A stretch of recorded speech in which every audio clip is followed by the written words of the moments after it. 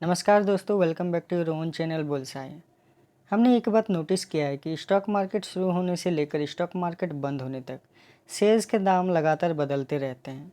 तो इस लगातार बदलते हुए शेयर प्राइस को देखकर हमारे मन में ये सवाल आता है कि ये बदलते क्यों रहते हैं। तो आज हम इस वीडियो में इसे डिटेल में समझेंगे। दुनिया में ऑलमोस्ट सारी चीज़ें डिमांड एंड सप्लाई लॉ पे चलती है और ये हमारी डे टू डे लाइफ में भी अप्लाई होता है। अब देखते हैं कि डिमांड एंड सप्लाई क्या होता है। इसे एक एग्जाम्पल के थ्रू समझने की कोशिश करते हैं।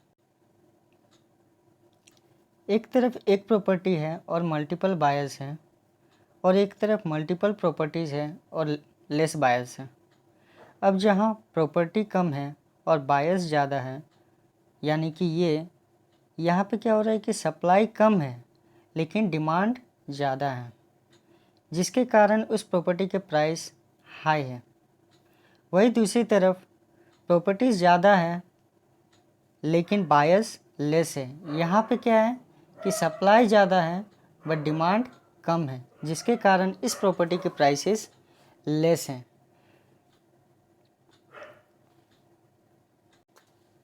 इसी की वजह से प्राइसेस लगातार बदलते रहते हैं।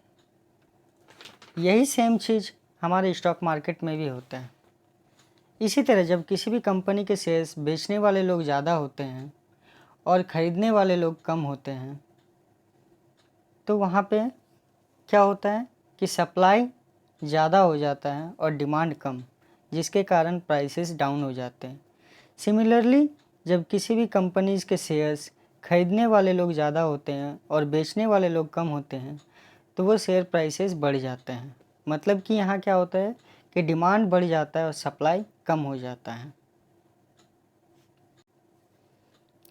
जब कभी भी किसी कंपनी के बैड न्यूज़ या कोई प्रॉब्लम चलती है, तो ऐसे कंपनीज़ में कई बार बायर्स बहुत कम अवेलेबल होते हैं, जिसके वजह से उस कंपनी की स्टॉक प्राइसेस गिरने लग जाती है और कभी कभी तो लोअर सर्किट भी लग जाती है। तो प्राइस चेंज होने के कारण सप्लाई और डिमांड है। सप्लाई और डिमांड के बदलने के बहुत रीज़न हो सकते हैं, जैसे कि ट्रेडर्स स्टॉक के प्राइसेस स्टॉक के चार्ट्स को देख के बाय और सेल करते हैं। इन्वेस्टर क्या करते हैं, कंपनीज़ के फंडामेंटल को देखकर बाय और सेल करते हैं।